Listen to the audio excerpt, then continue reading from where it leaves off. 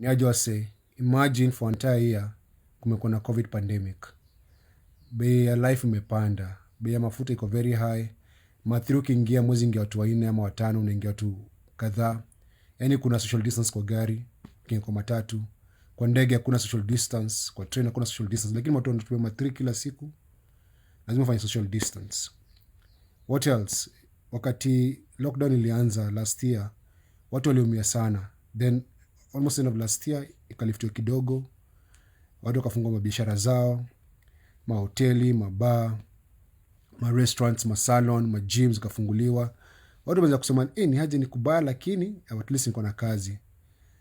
Then wenye Kenya ilifunguliwa tu hivyo, wanasiasa ndio wao all over this country, political rallies wanafanya BBI rallies kila pahali. Guess what happened?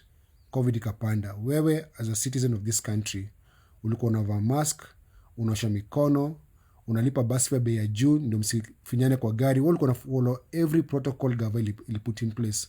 But the president and his people never follow those protocols. Now the third wave is here. The pandemic has come bigger and stronger, and now people are getting infected. But guess what? For an entire year, Mutahi Kagwe was holding press conferences saying that we are ready for the pandemic, we have 1,500 ICU beds, we're spending money. The government spent over 250 billion shillings on this pandemic, but there's nothing to show for it. They're not ready for the third wave. They don't have enough ICU beds. Hakuna vitanda kwa hospitali.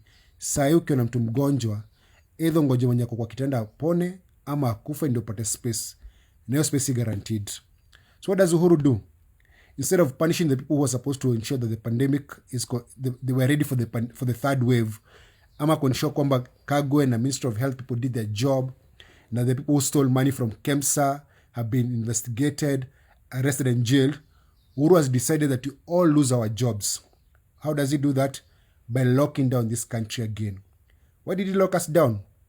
He's not locking this country down to ensure that those thieves are arrested or we are ready for the third wave again, ama vitenda zitatafutwa ziko hospitalini. Hapana. Uhuru is locking down because the rich are very concerned they're going to die. Remember this. For every rich person in this country, and the majority who are billionaires have stolen money from taxpayers, mawochi wao wanaishi ghetto, mahouse girl wao wanaishi ghetto, madrivers wao wanaishi ghetto, madrivers wao panda ma3. So wanasema tukienda kwa golf course tuweza pata awakadi mwenye tubebea golf clubs akona COVID jo alipanda ma3 ama alienda place kuna COVID case.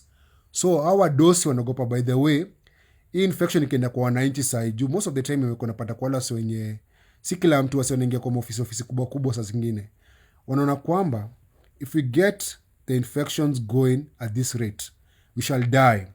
But you know why they'll die? Because they failed to prepare for this pandemic. The money for the pandemic was stolen. And when it was stolen and the government was broke, waliongeza bei ya mafuta, bei ya unga, bei ya kila kitu. Now we are suffering because the government is incompetent. But you know why we are suffering again? Because our leaders, forget about the president who has failed completely and miserably failed this country. Beyond the president, we have governors, we have senators, we have members of county assemblies, and we have women rep, and we have members of parliament. Tuko na watu wote ambao tunapigia kura na watufanyia kazi. Hao watu wote wamenyamaza. Wote waongee mambo ya pandemic, waongee mambo ya lockdown, wamenyamaza. Now, as we suffer as Kenyans and we go through this pandemic, we shall come out stronger. But I hope and pray, please, that we shall never forget what this government has made us feel and go through. This government doesn't care about us. Hawajali maskini. Venye Uhuru alisema me lockdown nchi, watu walifuta kazi kwa mahoteli, kwa mashule, kwa magym, kwa masalon, kwa tourist industry, kwa magari. People lost their jobs because the government failed to do their job.